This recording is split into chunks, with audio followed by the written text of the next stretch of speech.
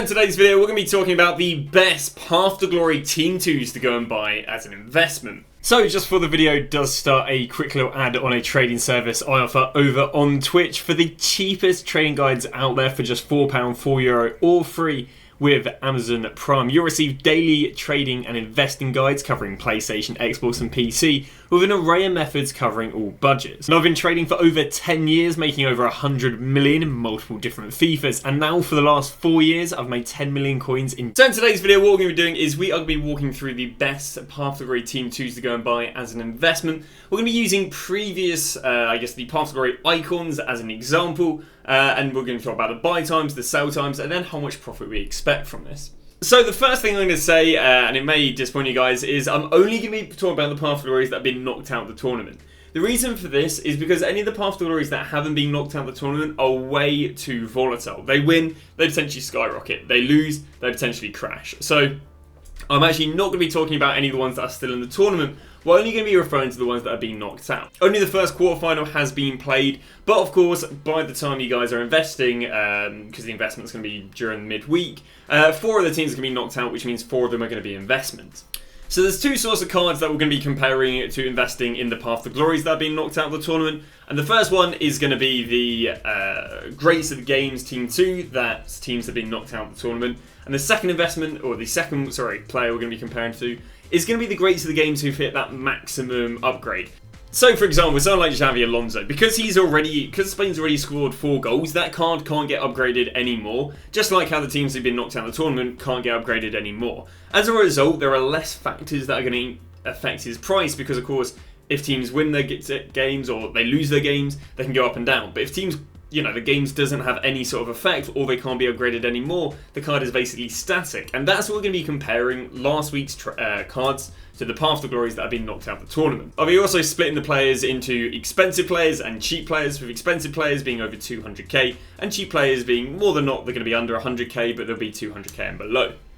We then move on to Xavi Alonso, whose trends were kind of a bit all over the shop. We have a cheap buy there on Sunday, but more importantly, the trend we're kind of seeing across the board. We've got a Wednesday afternoon there at 114. He's rebounded to around about 125k, of his highest rebound so far being 127k, which is okay.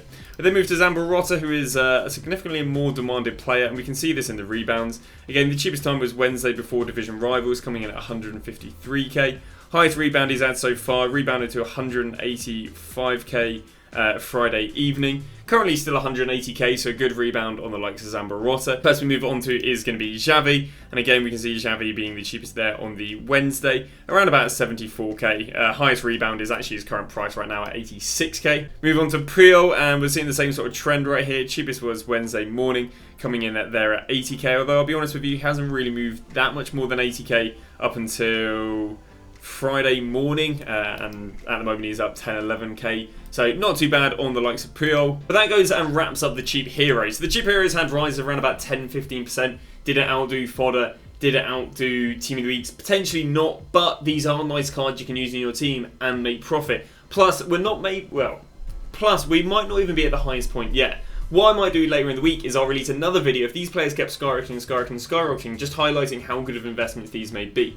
But so far the buy point, at least on the cheap players, was the Wednesday, which is why there's no hurry to go and buy these players, because by the Wednesday we'll know which players are knocked out, and again those are going to be the cards we're going to look to invest in, because they're very risk free, because you're not having to worry about if they're gambling on them winning or not. So you've now got your mid-range players, and that is going to be Torres and Pirlo. So let's have a little look at what their trends were. Well, we can see right here that Torres was cheapest again on the Wednesday morning. Again, the consistent trend down at 304k. Rose up to 360k after division rivals, and give or take has been the same sort of price since. So, yeah, nice little 20% rise on him. And if we go and look at the likes of Pirlo, we can see Pirlo got down there to 447, did rise up to 540k in 24 hours, but has held 540k since. We actually also have another player, which is Del Piero, and I can only presume you follow the same sort of trend in terms of the Wednesday morning. Yep, Wednesday morning for division rivals, 360k. So far, highest rebound is 400k, and he's currently holding 400k. So again, we're seeing around about 15 to 20% rebounds on these players over 200k. So at the moment, the mid-range players are the most favourable investments. So now we've got the real top-end cards. We're talking basically millions. So we'll start here with Maldini. We can see that Maldini was the cheapest on the Tuesday, although on the Wednesday it wasn't looking too bad, down at 1.7 mil, but he's rebounded up to 1.2 mil since, so he's basically up around about 15%, which isn't bad. We then move on to Zico, and we can see that Zico was the cheapest Wednesday morning at 1.45 million. Has a weird spike there, but I wouldn't be too confident on that being legit. Well, the thing is, he's actually only 1.5 million at the moment, potentially due to just being replaced by the new players. So Maldini did well, but Zico did not well. Let's have a little look how Roberto Carlos did. 860k, highest rebound has been 940k, currently sitting 940. So okay, but I'll be honest with you, barely breaching 10%. Look at Ronaldinho, cheapest points were 11 million, 11.5. So I'll be honest with you, your mid-range cards are around about, there's about 200k to 500k are your best performers. So another way of looking at who might be the best investment to do is also by using player game performance. This basically gives us the stats on how many times has a player been used. And he'll hopefully highlight those players we showed you working out well earlier. So what you want to do is you want to head over to FUB and you go player game performance. You're then going to go down there to versions, you're going to go squad, and you're going to go down there to greats of the game icon. Then what I'm now going to do is click on games. And what I can see here is how many games have been used with each player. So we've got Alonso, we've got Zanetti, we've got Desai, we've got Hernandez, we've got Torres. So how to do this for the current team, what we're going to do is, again, we're going to go player game performance. We're then going to go and click on version, and what you can see is you've got the Euro Path to Glory Squad Team 2 and the South or Copa America Path to Glory Team 2. Then what will happen is all the players will pop up, you click on games, and ideally what you're going to go and invest in is the players who've been used the most, but from the teams that are knocked out. And due to the semi-finals being played on the Tuesday and the Wednesday, which coincides with the best time to go and buy these Path to Glories, you'll actually also be able to go and buy the teams that get knocked out in the semi-finals.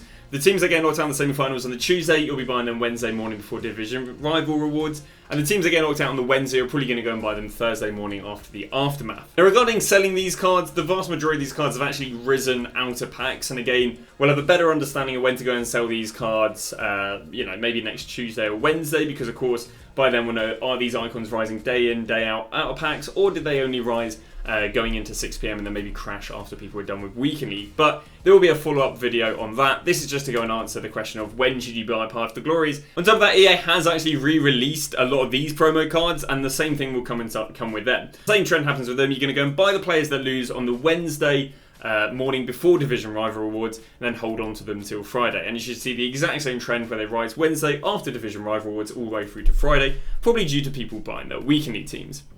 But that's been that. Thank you very much for watching, and we'll see you guys tomorrow with a brand new video. So just before the video does start, a quick little ad on a trading service I offer over on Twitch for the cheapest trading guides out there for just £4, €4.